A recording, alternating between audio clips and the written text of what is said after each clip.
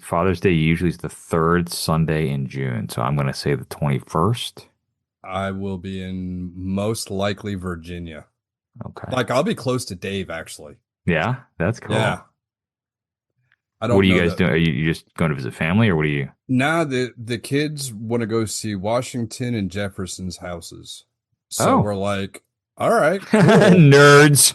Oh, I'm kidding. dude, I I'm am kidding. s That's I, awesome. That's I'm fantastic. raising a nerd and a gun nut. Yeah, Like no joke, dude. that's funny. No Do fucking you joke. listen to Run the Jewels? You ever listen to Run the Jewels? Just the shit you've sent me and the little I've pieced together from that. Hold on a second. I'm going to share sound, and we're going to do this. So Run the Jewels. So bear with me. You were talking about Washington and Jefferson's houses. Mastered economics cause you took yourself from squalor. Slave. Mastered academics cause your grace said you a scholar. Slave. Mastered Instagram cause you can instigate a follow. Shit. Look at all these slave masters posing on your dollar. Get it? Yeah. Look at all these slave masters posing.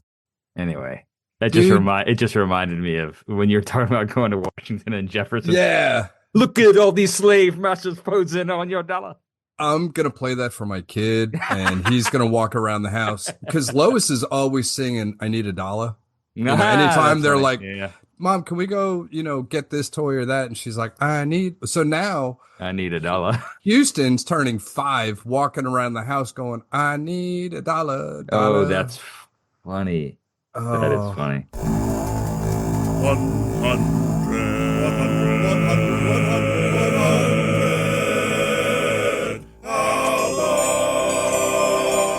I'm Bert, I'm Drew. and I'm Ron. and this is the 100 Albums Podcast, where we discuss the ins, the outs, and the absurdities of a poster that depicts 100 seemingly random albums. And here we are at album number 72, as we are going through these 100 albums that appear on a poster that Drew got a couple of years ago from his wife, Lisa. We first went through the whole poster, listened to each album, and then shared our thoughts and reactions with each other via video chat. Once we were all done, we thought it might be a fun project to turn into a podcast. Before we get into this week's album, though, we've got some listener feedback. Our good friend Ian sent us an email, guys. Awesome. He really enjoyed the Ed Sheeran episode from, I guess it would be 2 episodes ago now, right? And he said he wants to try to answer the question on how and why Ed Sheeran is doing so well. Okay. Oh, I'm loving this. And here's what Ian has to say. He grew up in the small town of Framlingham, because I mispronounced it on the episode. I said Framlingham or something weird. Framlingham, about 15 miles from where Ian lives. He says, quote, "My local town used to hold an annual family event called The Gig in the Park, a 3-day event hosting a mix of local talent, small touring bands and singers, and usually an iconic headliner from days gone by. For example, Susie Quarto, who lives relatively local. The B stage offered a chance for young people to audition for the slot. About 20 years ago, a funny little lad jumped up on stage with a ukulele. Every teenager in the park knew who he was, and many knew the songs, singing along. Ed Sheeran had arrived. He came back for 2 more years before heading off to conquer the world. I can have his music on, but it really has no value or purpose to me. So how did he get here? He's a really nice person. He sings about the things that resonate with his peers. Girls love how he talks to the listener. He has invested in his community. He sponsors Ipswich Town Football Club, one of his greatest loves. He's always coming home and catching up with old friends. He loves to visit Aldeburgh, a wonderful old seaside town, and get his fish and chips. He's known for still busking, when he can get away with it. I imagine he can't get away with busking much anymore. He's just recently announced that his foundation is investing in a new youth center in Framingham. All of the above supports the county of Suffolk, which is why he had a part in the film Yesterday, co-written by Richard Curtis, who also lives nearby. So that's just a little bit of feedback from Ian there. It's nice to get some context, particularly from someone who is living in the country where Ed Sheeran is from and kind of understands kind of his rise to fame. So That is awesome. Well, Yes. first, thank you, Ian. And 2, it sounds like he is just genuinely a good shit. good guy. Sounds like a Yeah. good guy. So Yeah, that's awesome to hear. so okay. So hey, now let's get into this week's album, guys. Well, hold Original. on. Oh, Hold on. oh, that's right. Ryan's not here. I know. And as we love when Ryan's here, and we hate even more when he's here. So, all right. That's funny. So, all right. So here's the reason Ryan's not with us this week. So, as many of you know, because we've talked about it many, many times, Ryan has a very expansive and impressive record collection. Now, we all suffer from the same affliction of buying albums that we don't need, but Ryan's is much more severe than most. For years, Ryan has been selling his plasma at multiple facilities all across town to afford his purchases, his records. And for years, his donations were allowing him to keep the monkey off his back. However, when a 1966 signed, certified monoacetate of the Beach Boys' Smile album came available, Ryan knew he couldn't donate enough to get it. So he decided it was time to donate other fluids and turn his pleasure into dollar signs by selling his sperm. No. So Ryan figured at $100 a donation, he could have the 8,000 he needed in no time. So, but what he didn't take into account for was dehydration. Ryan donated so much without properly hydrating himself that his hand cramped down on his pecker like a vice, causing him to scream, "I can't let go of my dick! Make it stop!" at a fever pitch. And after much confusion, Ryan was taken to the nearest emergency room, where it took 3 professional arm wrestlers, a 6-foot crowbar, and a P. Diddy amount of baby oil to get his mangled, deformed John Thomas free. Ryan is now resting in a medically induced coma and is expected to make a full recovery. We wish you the best, Ryan, and hope you'll be with us soon. Thoughts and prayers. P. Diddy amount of. That's good. That's good. Ryan, we're thinking about you, buddy. We wish you could be with us. We may hear from him later in the episode. So stay tuned for that. But for right now, let's get into this week's album, Original Pirate Material by The Streets. And I owe The Streets an apology because at the end of our last episode, the AC/DC episode, when I teased this one, I said, we're going to listen to The Streets by Original Pirate Material. I was so unfamiliar with this album that I reversed the name of the album and the artist. Yeah. So good job, Bert. Easily done. Original Pirate Material by The Streets. Vibe check, guys. What are your first impressions of this album? Wildly different than the first listen. Yeah? In a good way. I remember really dogging on this album. Yeah. Just for, and this does speak to the vibe, so I'll go with it. It annoyed me. Everything about it annoyed me. I remember like saying, "Oh, he says oi all the time." Oi, oi, oi, Lee Satchel, you bastard. And he talked about geezers all the time. And geezers need excitement. If their lives don't provide them, this they incite violence. Common sense. Simple common sense. And I was focusing on all the wrong things. And I actually credit our conversations for that heart softening. Mm-hmm. Because this is not my kind of music. I don't think it would take a 78-time listener to have heard me say that before, but it can be if it's cool enough. And honestly, the stuff's pretty cool. I think I embraced the homemade aspect of it, the pirate aspect of it, the fun of it, and I thoroughly enjoyed it. And it's got some really good bass in it, actually. When I had it running in my truck, it was nice. Yeah. Drove through Walmart parking lot, cranking this one. This is the musical form of Snatch. The movie Snatch. Now, there is a problem with pikeys or gypsies. What you doing, Potter? Get out the way back. You can't really unsaid. You tell me. Come about the caravan. Mr. O'Neill. Fuck, man.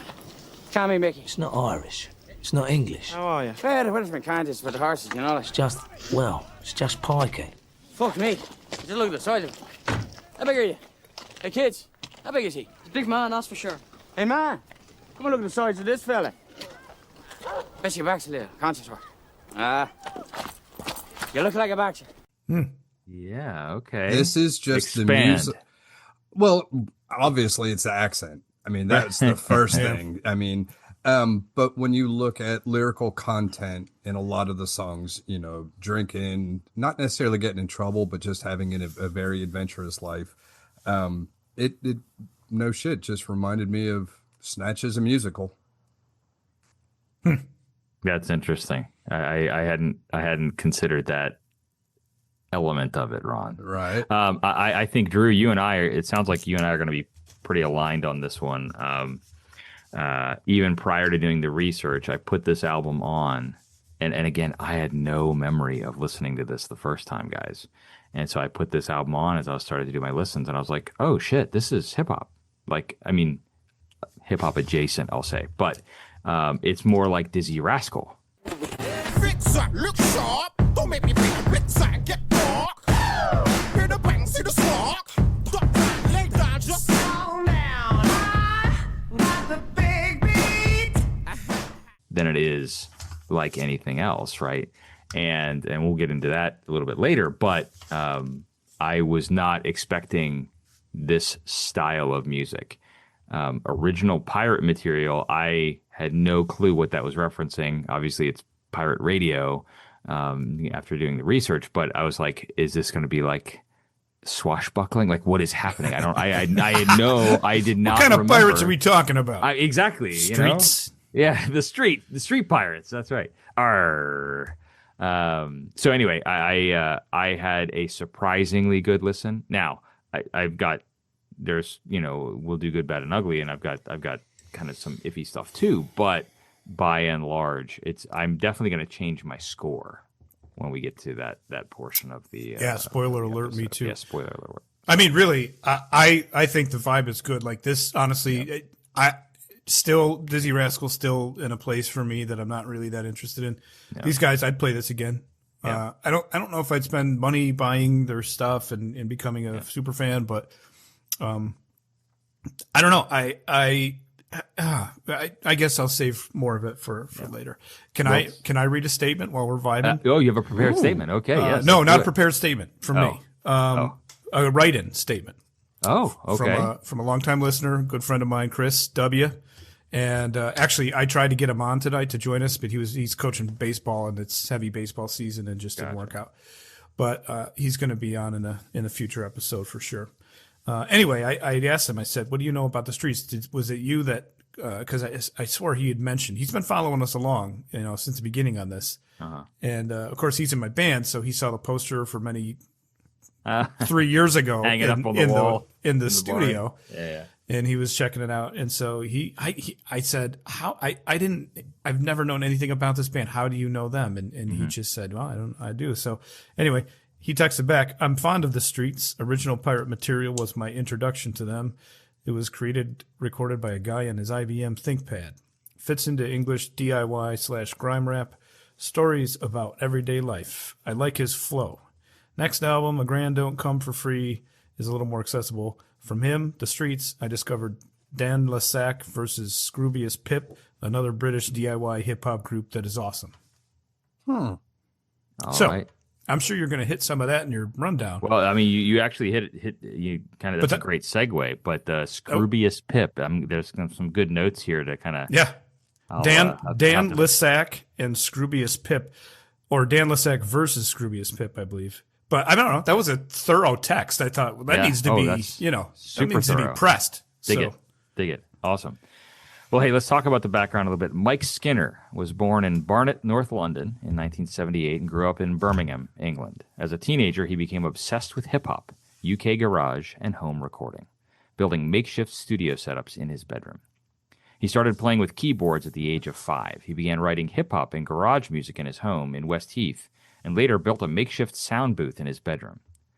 From an article in The Guardian from April 2006 by Luke Bainbridge, Skinner said, quote, my brother had these Run DMC tapes, and I used to record the intros from the songs onto another tape and then record them over and over again, so it kind of looped. And then I would rap over it and record that back onto another recorder. Skinner honed his rapping skills in his bedroom with a group of like-minded friends. After school, he worked at a Burger King while sending off his tapes and trying to set up a record label.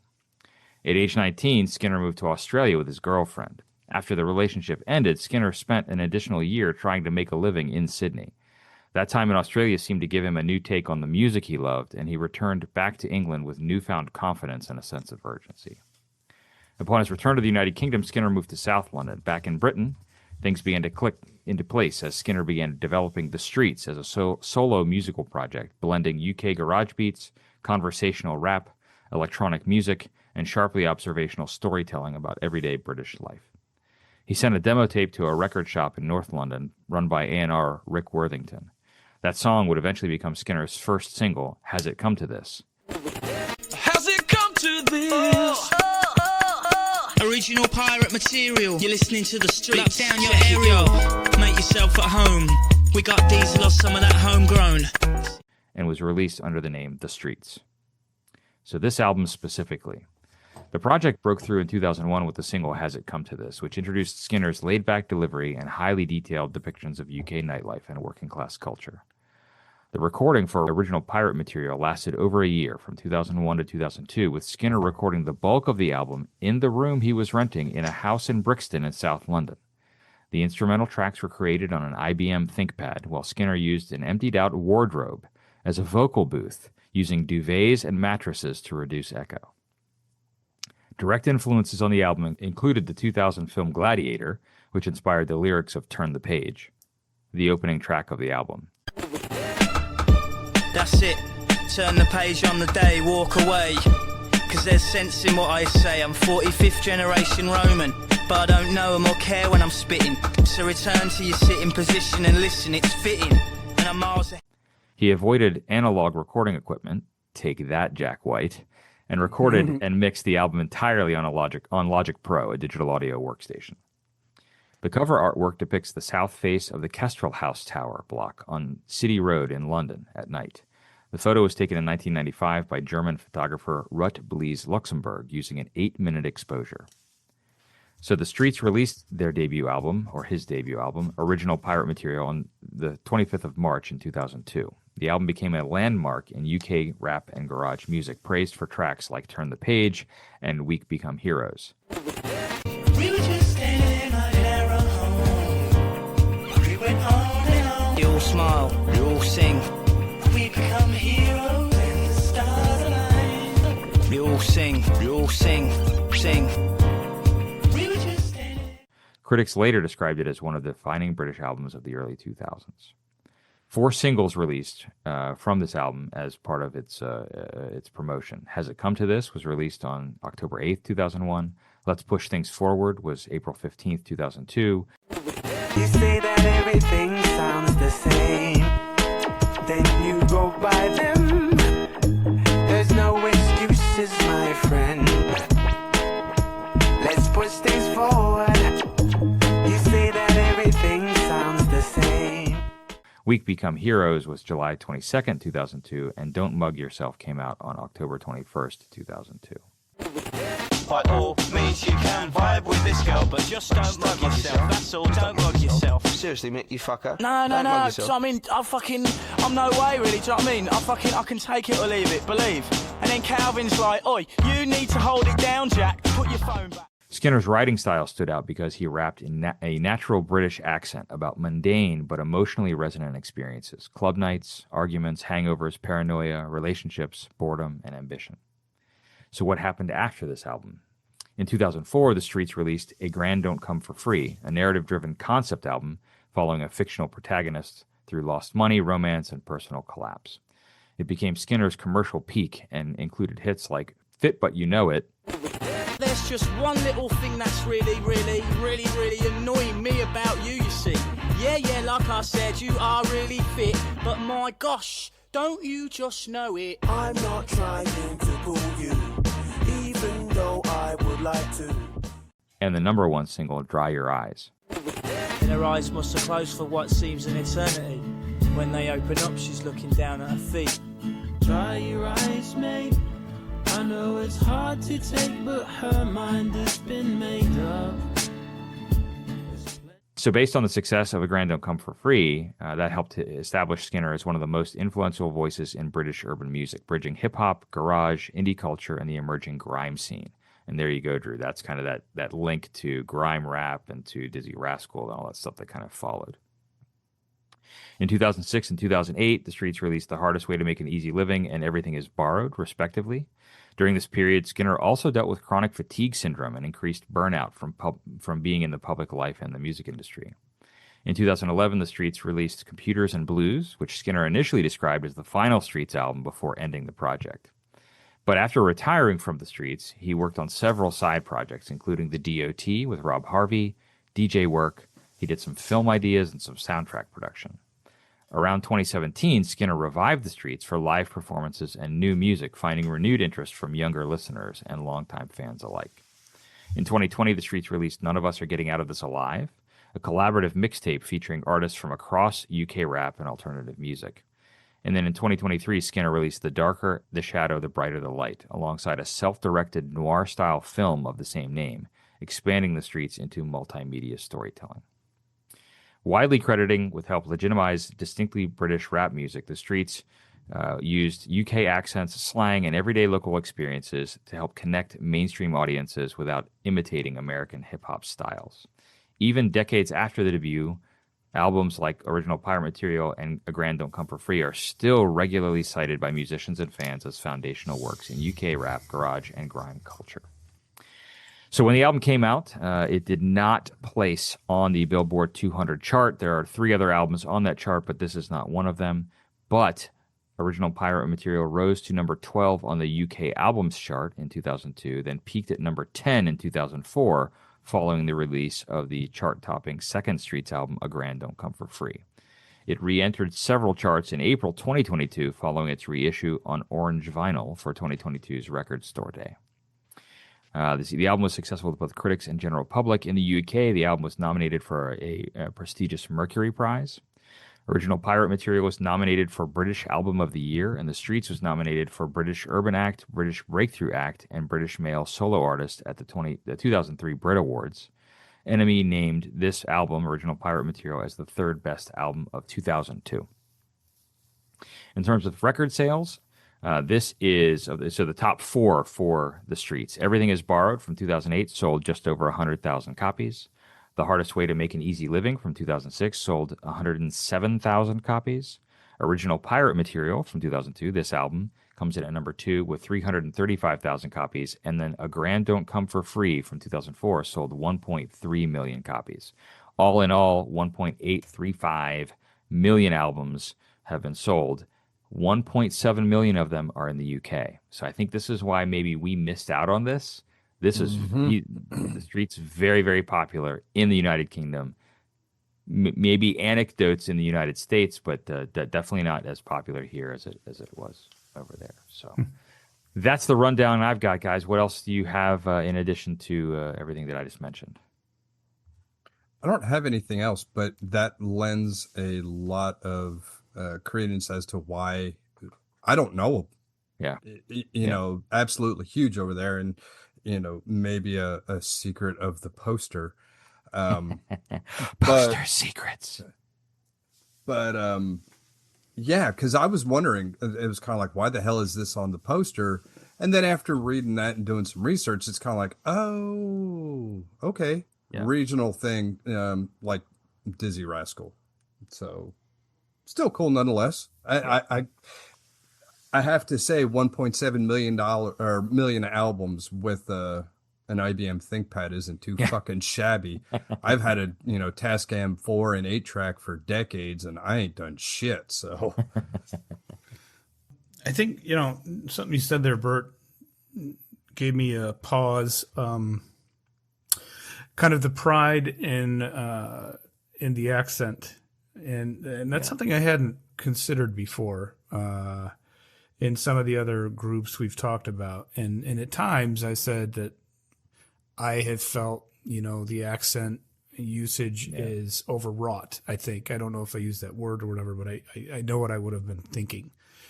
And saying that as a American who tries not to be xenophobic or anything else like that, but obviously can happen. I I understand what that means all of a sudden, and I hadn't thought of it that way before, and so not only an appreciation for the. Let me explain too. I'm not just an asshole of a person here. Usually as an American, when we hear or use a very harsh, stereotypical British, Cockney, whatever you want to call it, accent, I'm going to say the incorrect dialect. I know. It is in jest, I think. And so I relate it to a attitude of that sensibility. And so it's catching me off guard here thinking about this and thinking back of some things I've said about, relating to that in other material we've talked about. So I don't know. That was a big lesson for me tonight. Yeah. And it makes great sense with that because, also as Americans, we don't think, and by far we are not the superpower we do think we are. However, in many cases, we tend to feel that way. And so you hear, you don't pay attention to a country like Great Britain standing alone outside of us. None of us knew this album, not for any reason of our own bias, but just didn't get to our ears. And so, here we have another example of that. So I don't know, eye-opening stuff, always appreciative to learn more and open the mind a little bit more. And also, yes, I confirm, I think tonight that the creator is got to be British. Yeah. Yeah. The influence is undeniable. Hands down. And that you can't help but have American bands in some kind of music collaboration when you have 100 slots to fill. But so many British, especially ones that we don't know, and that we don't even know why they're, on a poster like this. Yeah. Because we've got completely different mindsets about it. So there's kind of a one-way street when it comes to at least streets. I see what you did there. Two one-way streets. When it comes to American culture, and in this particular instance, American music, everyone wants to come here, but we don't. By and large, we don't go looking for their shit. And I think we lose out on a lot of cool stuff by waiting for everything to come here and not being readily accessing other musics and other cultures. So that's a good point, man. Yeah. I like it. Yeah. If I may, we do, I think, excessively look for reggae in America, but that's another story. Yeah. Oh, that's just because it's That's weed. a personal inside joke with myself. We'll get there when we talk about more Bob Marley legend, right? Yeah. All right. Well, hey, you think it's a good time to pause and take a break and hear from this week's sponsor? We can do that. So I got this one. Emailed to me, and gentlemen, I have to say, our advertising is now breaking into new markets. We're now nice. Okay. advertising for TV programs and web episodes. Wow. I know, right? So, HPV Productions proudly presents the Ultimate Playground Rappers, where the beats are fresh and the swings are occupied. From the legally questionable minds behind hip-hop video productions comes the first ever competitive rap tournament fought entirely on dry, splintery mulch. Every week, viewers for washed-up celebrities, suburban dads with SoundCloud accounts, and people who once freestyle rapped in an abandoned Pizza Hut parking lot. Then they enter the Playground Dome. This season, you can watch Kid Rock versus Vanilla Ice, Macklemore versus a substitute teacher named MC Fractions, Pitbull versus 3 fourth graders who know how to produce in GarageBand, and Ed Sheeran is waiting at the top like a ginger British final boss. The rules are simple. Winners get bottle service at Chuck E. Cheese. Losers get sentenced to the monkey bars to think about their bars. And don't miss the fan favorite segment, Who Stole My Juice Box?, where rappers must improvise an emotional response to playground betrayal. Quote, I came here to spit fire and dominate the sandbox. Kid Rock moments before falling off of a Razor scooter. Be sure to catch other HPV Productions originals such as You Can't Handle That on Acid, the hit reality series that asks, what if normal errands felt like an evening at Woodstock? Contestants take a heroic dose of LSD and attempt basic adult responsibilities. This season, will Charlie survive his bank teller interview after becoming spiritually connected to the office ficus? Can Terry sit through Natural Born Killers without trying to negotiate peace between the colors? And watch Ryan accidentally achieve ego death while an Eagles tribute band performs AC/DC's greatest hits at a county fair. Critics are calling HPV Productions a network that should be investigated. Like if Adult Swim got food poisoning, and the reason focus groups exist. HPV Productions, we put the Y in entertainment. Drew's reaction, he's like, oh. Is that going to take place on the? Is that going to take place on the White House lawn in that case? Well, I was going to say we name dropped Kid Rock in there. I don't want him to come after us. He's notoriously upsettable. Yeah, he doesn't like to be made fun of. So, thank you to Hip Hop Videos Productions for their generous sponsorship of the 100 Albums podcast. And folks, if you have money and you're looking to get your brand out there, we've got pockets you can put the money into. So send us an email to our business development team, and we'll get you guys advertisements. Hey, it's time for the good, the bad, and the ugly. But before we get into that, we've got a special note here from our good friend Ryan. So I am going to go ahead. And here we go. Hey guys, sorry I had to miss this week. Sometimes Whatever. life just challenges you like that. But I did want to give you a couple of thoughts on the album. First, I was really excited because I did not remember this band at all. And the title told me it was probably going to be related to the Dizzee Rascal. And it was kind of related to the Dizzee Rascal, both kind of involving pirate radio and, of course, the rise and fall of garage. I think from there, my interest waned, we'll say quickly. The music I found to be very difficult, a bit of a sludge. I had a hard time finishing it. Maybe you guys are in the same boat. I look forward to hearing the episode to find out. Oh, and one last thing. I want you to imagine a restaurant with a buffet limit. You can't just keep going back. It's called It's 2 Plates. What's that? Another restaurant? Indeed.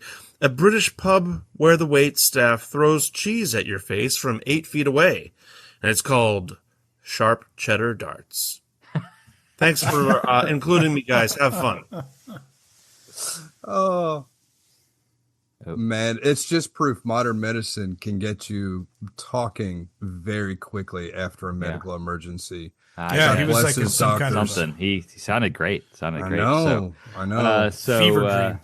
That's right. So let's talk about the good, the bad, the ugly. On the re-listen, guys, of original pirate material by the streets. What is striking you about the album? What is good? What is bad? And what is ugly? I think the good is not heard on this album. I think the good is him doing this in his bedroom, having the creativity to do it with limited technology and means. We've heard worse shit come out of multi-million-dollar studios. Yeah. This guy did it on an IBM ThinkPad, and I think his tenacity and abilities should be recognized as a good on this. Like Ryan, I had some difficulties, but it's a hell of a story, man. So I think that's a good for me. I have a couple goods. Well, one of my favorites, I think, I didn't finish my second listen, which I wanted to. So the last few may include another favorite, but It's Too Late. I really like that song. Never again am I gonna be late. Never again am I gonna be late. Never again am I gonna be late. I didn't know that it was over. you know, for their simplicity, I like the strings. I like he builds some stuff in the very first song, Turn the Page. Mm-hmm. You know, he doesn't just lay down a loop and just rap to it, which I feel like in this day and age in 2026, that's all that many people do that are busking is loop something and then sing to it. And it's uninteresting and it doesn't build.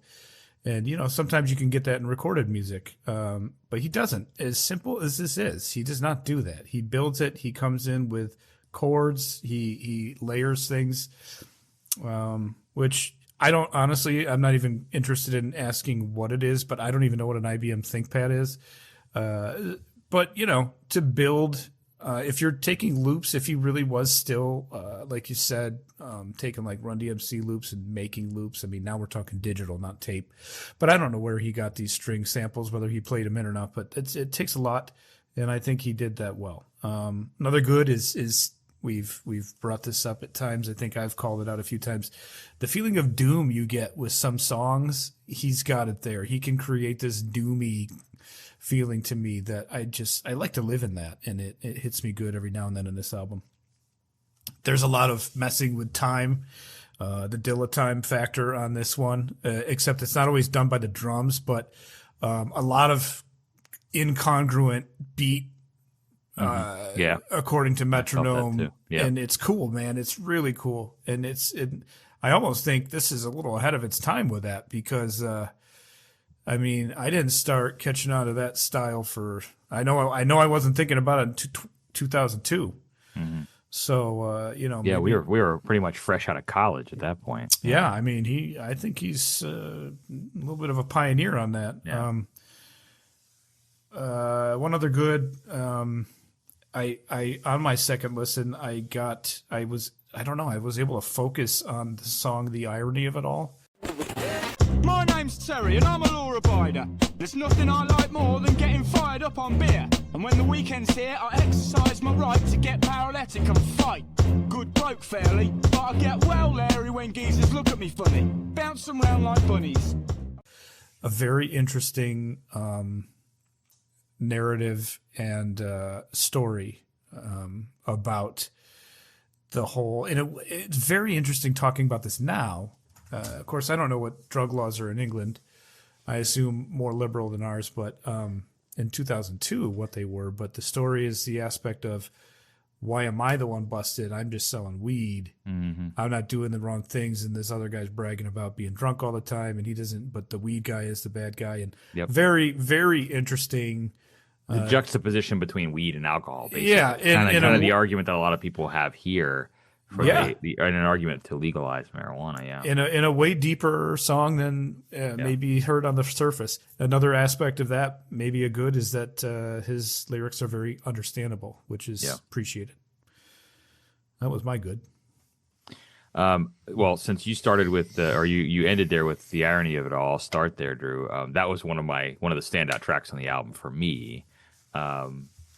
For a multitude of reasons, not the least of which was kind of the story that we were talking about, that theme that he kind of was putting through, and having this kind of dual personality on the microphone telling the story. You got the guy who's who's marijuana, and the guy who's drunk and disorderly on alcohol. But the music of that song, and so I like the synthy things that he's doing there. Mm-hmm. At the beginning, and like the kind of the lower string hits that are happening. I really enjoyed that song. I also really liked Who Got the Funk. Who got the funk? Original pirate material. Day in the life of a geezer. Crispy. Roscoe. The kind of the funky guitar thing that's happening there, that's a lot of fun. One of the things that I felt kind of was throughout the album was things feel bouncy. Like I found myself kind of bobbing my head and like saying, okay, I can feel this, And I think that the other thing that I don't know if it's a good or how to classify it, but I think that his lyricism is different. Like, to me, this doesn't sound like hip hop. It doesn't sound like rap from a lyrical perspective. This sounds more like spoken word. This is Yeah, someone who's doing like yeah. slam poetry or something, right? And I think that's interesting. I think it's different. I think that it's not, so in 2001, 2002, we're talking about the early 2000s. So that's like the rise of Eminem and rappers that are, 50 Cent and hip hop artists that are very, I want to say staccato. That's not the right word, but very rhythmic in their lyricism. Very on the, lots of lyrical gymnastics that are going on. I mean, I mentioned Eminem. He, we did an episode. Go back and check out the real Slim Shady LP episode that we did, or no, the Slim Shady LP, the Marshall Mathers LP. Go back and check out the Marshall Mathers. I'll fix that in post. Go back and check out the Marshall Mathers LP episode we did, where we talked about his lyricism and other hip hop lyricists. This is Mike Skinner is very, very different, juxtaposed to like an Eminem or a 50 Cent or one of those types of artists, or even Biggie or Tupac or any of those kinds of guys. And I don't know if that's. I think it's a good thing. To an extent. Well, I was going to say, is this the transition to bad? Did anybody else have any more good? I had one good, and it was attached to something you just said, Bert, with that funky. Sure. What was the funk song? Who Got the Funk? Yeah.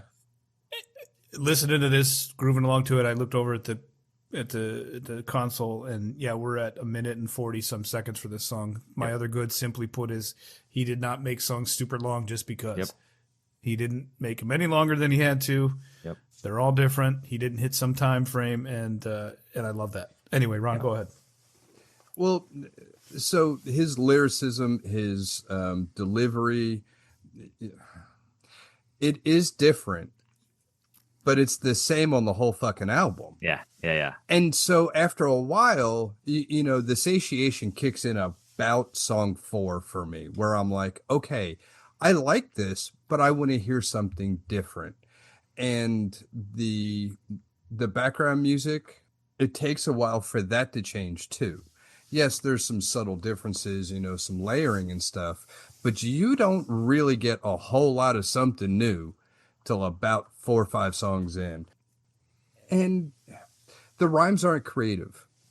They're creative, but they're simple rhymes. When we've talked about Dre, Eminem, Biggie, there's more lyrical gymnastics where the end of every line rhymes, and it's very much, you're right, Bert, it's poetry.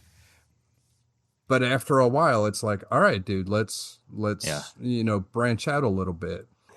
Just like I did with Ed Sheeran. I looked up some live stuff. Holy shit. It's this album, but live, and it's just him standing there walking back and forth, rapping, and it's the most unentertaining thing I've seen in a long time. Not saying it's not good, but for me, I'm like, holy shit. I could watch this on YouTube and never have to see him live in concert. Yeah. So you mentioned Sharp Darts. This is a great example of kind of what I was talking about, like the slam poetry. Mm-hmm. Do you understand, or do you need an interpreter? Now my style is distinguished. All fires are extinguished. Ask your girl to sing, and she'll sing this. I'm a scientist. Have no prejudice. That's my hypothesis. Like these are interesting rhymes, but his delivery again is more of a poet than it is of a rapper, in my opinion. And I don't know how to say it. Sorry, Bert. I didn't mean. Well, to no, that's interrupt okay. you, That's but, okay. Go ahead. I was just thinking a poet, but also when people are improvising lyrics on the spot, they gravitate to those same rhymes. Yeah. And it helps the flow. I'll never be able to do this myself. I'm just saying I've heard people do it. So I wonder if it's very stream of consciousness. Maybe he wanted it that way, But I'll also say, again, kind of in the good camp, it's not hip hop trope either. He's not trying to be like have street cred. Ironically, the name of the outfit is The Streets, but I think that he's coming from a perspective of this is just everyday life, right? And it's not gangs and guns and drugs and money and that kind of stuff. In what was happening in the late 90s, early 2000s in hip hop, and at least in the United States, was those were kind of the prevailing themes, right? And so Whether they were real or manufactured. Right. Yeah. You know, that was the theme. Yeah. Yeah. So, Well, yeah, because Dre and them had built into the white yeah. culture the obsession with the gangsters, and they had to keep it up. Yep. Probably. There was a lot of cats like that too. Yeah. But so on the bad side, and that's kind of where I was kind of going, was I don't appreciate his lyricism the same way that I do a hip hop artist who is technically more proficient. And when I mean like in their speech and in their delivery of their lyrics. And I think one of the two, Ron, I think you were saying that it starts to kind of sound the same. Because there's not a lot of variety in how his delivery is coming across. Mad respect for the garage aspect of things. He's doing this on a computer, and he's recording it he's got a bureau that he's refurbished into a sound booth, and like there's lots of DIY aspect to this. I really appreciate that, and that's one of the things that I think makes the album cool. But I get about halfway through, and he's said the streets about 800 times. You know what I mean? Like there's moments like that I'm like, geezer. I think Drew, you had called that one out earlier. Some of it does get to be a little long in the tooth for me. Yeah. But I feel bad for cats like Skinner in the Streets and Eva Cassidy. Yeah, and some of the people that are on this poster, because we're listening to Queen, we're listening to AC/DC, we're listening to some, all-time Hendrix, all-time heavyweights, and then, that's our bar, and then cats like the Streets come up on the list, and it's like, oh shit, you have the greatest in history, and we're kind of putting them on the same rubric, the Streets on the same rubric. And it's kind of apples and oranges, but we don't. Yeah. At least I don't look at it that way. It's like, okay, they're all in the poster, they all get the same treatment. Whereas, this cat fucking did it in his bedroom. Yeah, it's pretty, monotone and monotonous for me. But at the same time, it's like, well, Christ, this guy had ambition. He fucking did it, Yeah. He should hold his head high. Too much brandy. Take me home to my baby, 2 bags of mushrooms, rooms mushed up, and I need a cradle. In its own little way, my body was trying to say that you better stop drinking brandy. In its own little way, my body was trying to say that you better stop drinking brandy. I think that's one time where the Eminem vibe kind of started creeping in. Yeah. And I don't like it, but I like it all at the same time. I like it because he's branched out a little bit. He kind of reached, a little far on that one. I think it's... That's the one that has like the little tinkly piano at the beginning. Right? Smell of good earthy herbs makes my nerves shut. I think so, yeah. Yeah. That gave me Dr. Dre vibes, like the production elements of it. So I can see where you're kind of drawing that line between, Yeah, and I don't like it because that's what it reminds me of. But at the same time, I'm like, well, dude reached on this one. He stretched. So that made me happy. Yeah. I don't know if this qualifies for bad. It might be ugly. One bad is Don't Mug Yourself, not my favorite song. I thought I'm sure he was just having fun with it and just wanted to make a different one. But to me, that song is one of those, I could get rid of this song in the album once. Okay. Tell me that doesn't sound like a watered down Devo. Yeah, it just got goofy, Yeah. And I don't know. I was like, well, you got me in this mood and now you go being goofy. So I don't know. But the only ugly I had is just a funny remark that he's talking about PlayStations as kind of currency. Uh-huh. And it's just so, I mean, what place, like maybe what's- PS1 did he have? I don't know. What's the most 2002 thing about this album? Right. It's going to be something, you know, a comment like that. Like if yeah. I mean, and to date it by something funny like that is kind of humorous, but it just caught my ear after the 4th or 5th PlayStation mention. That's funny. That's funny. I will say though, listening to this album, I was like, this is one more reason why I want to visit every place in the world, is the way he describes life. Yeah. Even if, you know, it's a harder side of life,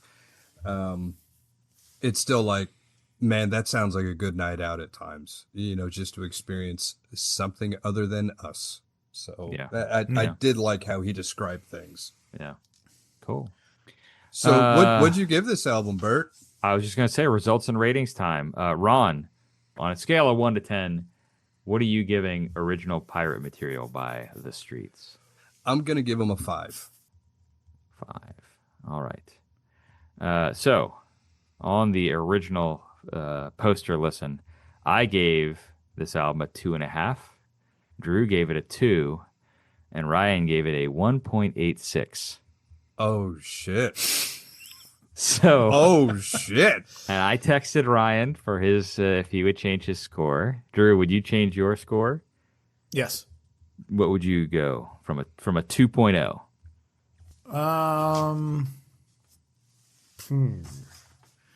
Weirdly, I didn't think that through. Let me take a moment here. Okay. Then I'll do mine. I originally gave it a 2.5. I'm gonna raise that to a 5. I was Damn, that's a big jump, boss. It was. I'm doubling the score. It was unfair. I in my note here, I said I was too harsh. This is the Dizzee Rascal effect. I learned more about the artist. I did a deeper listen, and I have a greater appreciation. This is not something, going back to something that Drew said at the top of the episode. I'm not going to go out and buy this album. Like, this is not going to be something I add to my collection. But is it something that I'll explore further with other albums? Is it something that I'll put on occasionally, like just to stream it? Sure. I don't, or add to a song or two to a playlist or something. I think I definitely could. So I was going to say the irony of it all. That's a great mixtape song that will pop up later in my life. So yeah, I'm down with you on that one. Yeah. Okay, so in my comparison, little, personal, how I compare my scores to priors, it's getting to be muddy waters because I've changed so many of those scores. Yeah. And I didn't write down what I changed them to. So I'm looking at my old scores. So now I'm looking forward, and this certainly cannot be a 2.5. I think it has to be a 5.5 for me. Okay. Damn. Is that what you gave it, Bert? I was concentrating. I gave it a 5. I went from a 2.5 to a 5. So So the three of us are pretty well aligned, and Ryan is the outlier with a 1.86. That's his new score? That's his old score that he doesn't want to change. A 1.86, which is oddly, again, that's weird for Ryan. Once in a while, we get these very to the 100th decimal place specific kind of. It's not like a 2.5 or a 1.5. It's a 1.86. Yeah. So anyway. It's that fentanyl or whatever he's on with the. That's on the drip. That's right on the drip. So on the original scoring, our average was a 2.12, which put this album at number 99 out of 100 albums on the poster. So Tim McGraw doesn't belong there. This. But on the rescore, this has gone from what I say a 2.12. The rescore puts it to a 4.3. So significant improvement for this album. Yeah, ABBA. It needs to go Tim McGraw, ABBA, and then everyone else. Yeah. There are requirements for the bottom. Yeah, no shit. Right? Well, then again, I messed that up with the whole Madonna incident, which Ryan isn't here to bring up. But and now Ryan just snapped out of his coma when he heard you talk about the fucking Madonna you incident. bring it up. Out his IVs. I'm getting on that fucking podcast. Into the Beach Boys. That's funny. I knew Drew hated Brits. Okay, guys, it's time to go to Margaritaville. If the Streets had a restaurant, a themed restaurant, after original Pirate Material, a la Jimmy Buffett's Margaritaville, what would the theme be, and what would it be called? Ron's got a bunch. Man, you guys have more than I do. Drew, you go ahead. Kick us off, Drew. Get us, boss. All right, taking an obvious one, low-hanging fruit, but in spirit of how I built this whole whatever we're in now, Sharp Darts is a restaurant where you must throw darts at a menu. At a poster with albums on it? A poster with... Yeah. That would suck if you got stuck like with a bad album and you had to listen to it. Oh, my God. No, to throw out your food. You know, the menu, like, you know, much like a typical Chinese restaurant, has the pictures up on the wall. You try to hit the picture you want. But they're not as big as the Chinese ones because those are easy to hit if you had a dart. Next one is It's Too Late, specializing in expired food. And, you know, for people, some people don't care about that. And they say, man, well, that's... My mother is one of them. She lets stuff go, that's what I'm saying. you know. So you can sell it for half the price. You know, you say, hey, I want to go get a nice steak. I don't necessarily care that it's over its, you know, life. Anyway, I think that'd be a decent restaurant. You have to sign, you know, you don't get sued. If you Yeah, right, yeah, salmonella. Finally, the Sheets. And this would be a popular restaurant in any given culture where they say the word shit as in sheet, because the Sheets is very loaded burritos and other materials that ends up giving you the sheets, and you find yourself in peril after eating there. Love it. Love it. Oh, my God. What do you got, Ron? All right, so the first one is a bargain diner that only serves generic knockoff ramen noodles and peanut butter sandwiches at discount prices called Has It Come to This? And then we have a diner that caters to senior citizens that specializes in minced and moist foods high in fiber. And I hear they have an excellent X-Lax milkshake called Geezers Need Excrement. They also have another store across town. It's the same food, same thing, same X-Lax milkshake. It's called Let's Push Things Forward. That's funny. And then finally, we have a Southern-style greasy spoon restaurant that serves baked beans, cabbage, Brussels sprouts, and dairy products called Burn Some Sage. So that's interesting. I have a Whole Foods hippy dippy joint called Burn the Sage. So like we were on the same wavelength there. Right? What do they serve? Just like Whole Foods. I don't know. Whole Foods, like Brussels sprouts, and I don't fucking know. I'm a meat and potatoes guy. What can I say? I've also got a vegetarian establishment called Leek Become Heroes. Ooh, nice. For the record, leeks are fucking disgusting. Oh man, they're good. No, thank you. Gotta so those are the only two that I have. But Ron, one of your one about the geezers need excrement or whatever. Mm-hmm. I was like, you know what? It occurs to me that geezer means something different to us in the United States than what it means to someone. I'm glad you brought that up. In the UK, right? So I looked it up, and in the United States, it's primarily used as a dismissive term for an elderly man, often implying someone who's cranky, eccentric, or out of touch. In the UK, it means a guy or a bloke and serves as the British equivalent to dude. Mm-hmm. Which I'm like, I'm change approved. That's how I'm using it from now on. Yep.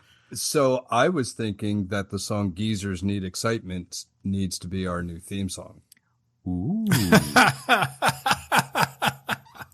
It's actually, I won't speak for you, gentlemen, but in for which me, version of geezer? In which interpretation of geezer?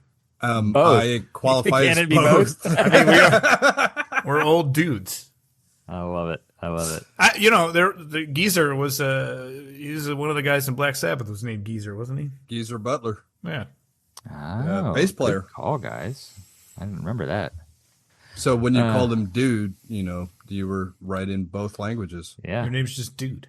Dude. Like the dude. Well, folks, please now go and listen to original pirate material by The Streets and let us know what you think. Hit us up with a voice message at speakpipe.com/100albums. Let us know what you think, and maybe we'll put your voice on the podcast. It'll be great. You can email us at 100albums@burdislow.com. You can connect with us on Instagram and or Facebook at 100albums podcast, or visit 100albumspodcast.com, our website, where you can see all of this stuff. Please join us next week as we chat about The Miseducation of Lauryn Hill by Lauryn Hill, which is going to be it's still kind of in hip-hoppy in this realm, but a very, very different record. So promises to be a great conversation. Gents, always a pleasure. Thanks so much for hanging. Ryan, we missed you. Thoughts and prayers, Ryan. Thoughts and prayers. Thoughts and prayers, yeah. And we'll see you all next week. Later, turkeys. Get a couple of things in. Hey, Drew, what's happening? Hey, guys, sorry. No, What's you're up, fine. man? You're fine, man. Ron, you talk about the struggle bus. That's been me for the last half hour. Oh no! What's oh struggling? no! Well, just the main problem is, I dropped a pneumatic jack on my toe about an hour ago. Like, it was so bad. Like when I don't know, like Goofy when they get hit on cartoons and they just make this ungodly scream. That was me. Yeah. It's turning black, man. It's bad. Oh. Hey, thanks so much to HPV Productions. HPV. I was thrown off with that. Hip hop video. It's hip hop videos. But It's catchy, Drew. It's catchy. I was sitting here just waiting for it. HPV. I just made that connection. Thank you. That's why I was like this. Thank you to Hip Bad. Did anybody else have any more good? Because yeah. I mean, I got some interspersed good, but go ahead, Drew. Drew's got a good yawn. Is what uncontrollable yawn. I had one good, and it was attached to something you just said, Bert, with that funky. Sure. My toe is throbbing. Oh no, dude! I mean, do you got ice that you can dunk it in, man? No, I mean I probably could. I'd show it to you, but my toenails are famously disgusting. The black parts came immediately, and they haven't gotten worse, so that's a sign. You know? Can you move it? Yeah, it's not broken. Well, that's good. Well, even if it is, don't they say that there's like if you break a toe, there's really not much the doc's gonna be able to do for you? Right? I guess that's just kind of like let it heal. I just didn't want to be hobbling down the aisle next week, you know. Yeah. Oh shit! On account of something stupid. You'll have to get like one of those little rascal things. That you old people in the mall or whatever. No, pimp cane, man. Get you a pimp cane. Come down to the Lark. Oh God.